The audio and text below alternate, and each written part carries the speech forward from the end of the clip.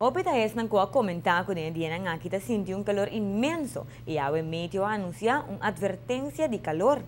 Tasina com medio te pide un itur para tener cuenta con el tiempo mirando con agua y mañana la temperatura lo llegan a un máximo de 35 grados Celsius y tiene una humedad de 70%, vuelta pone con el calor te verá uno más grande. La temperatura lo llega a su punto máximo alrededor de 1 hora para 3 horas de la tarde. Por cual razón te pide un itur para por favor tenés aquí en cuenta como con advertencia de calor aquí que men que anticipa una temporada de temperatura alto y calor.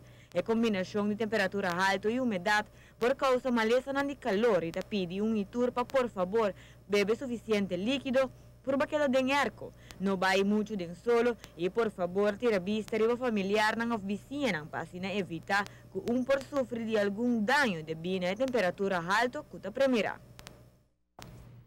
É tempo aqui da consequência de El Niño que está hopi ativo no momento na aqui e está ocasionar um tempo calor e seco.